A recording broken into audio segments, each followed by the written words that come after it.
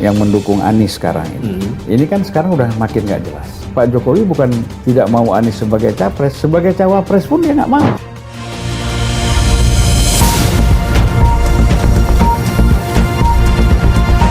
Anies terancam gagal maju di Pilpres 2024 gara gelagat aneh Partai Demokrat. Saya itu masih sangat yakin Anies ini sulit untuk maju sebagai capres. Ya? Bener. Karena buat Demokrat Anies nggak jadi capres nggak masalah, dia bisa ke Gerindra, PKS bisa ke Gerindra, Nasdem mungkin gabung juga ke Gerindra, tidak ke PDIP. Tetapi secara empirik memang harus ada bukti keras untuk menunjukkan ada permainan dalam rangka membatalkan nominasi Anies. Kemudian Partai Demokrat Bung Herzaki ini itu dicopet atau dibegal. Ya, tapi calonnya ya siapa? Prabowo, calon presidennya, ya capresnya tinggal dibicarakan. Kalau tiga partai ini kan ikut belakangan. Ya, kalau kamu mau gabung sama kita nggak usah minta cawapres. Nah, cawapresnya siapa? Apakah pokoknya bukan dari koalisi perubahan ini, ya kemudian mungkin juga bukan dari PKB, tapi mungkin dicari yang orang luar yang memang bisa meningkatkan elektabilitas capresnya. Jadi misalnya begini, dari tiga partai, Demokrat, PKS, Nasdem, ketiganya satu saja mengundurkan diri dari proses nominasi Anies, sudah pasti pencapresan Anies akan gagal.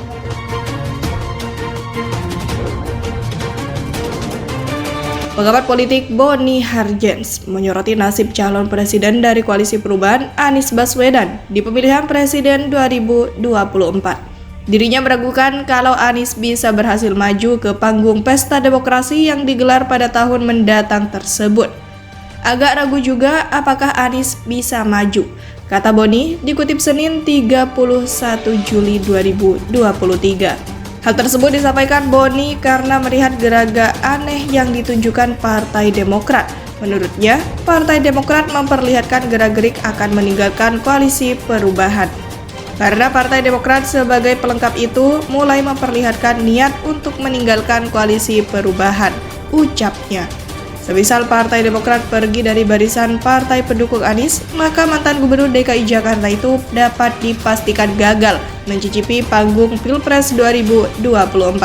Sebab Anies tidak memenuhi syarat ambang batas pengusungan capres atau presidensial threshold karena hanya didukung oleh Partai Nasional Demokrat atau Nasdem dan PKS. Sesuai dengan apa yang diatur dalam Undang-Undang Pemilu, seorang capres harus mengantongi presidensial threshold 20%. Pada pasal 5 ayat 4 Undang-Undang Nomor 23 Tahun 2003 disebutkan bahwa pasangan calon sebagaimana yang dimaksud pada ayat 1 hanya dapat diusulkan oleh partai politik atau gabungan partai politik yang memperoleh sekurang-kurangnya 15% jumlah kursi DPR atau 20% dari perolehan suara sah nasional dalam pemilu anggota DPR. Kalau Demokrat pergi, dia nggak bisa maju. Nah, katakanlah PKB misalnya nyebrang dia mau dukung Anies, ya bisa saja mengisi suara itu.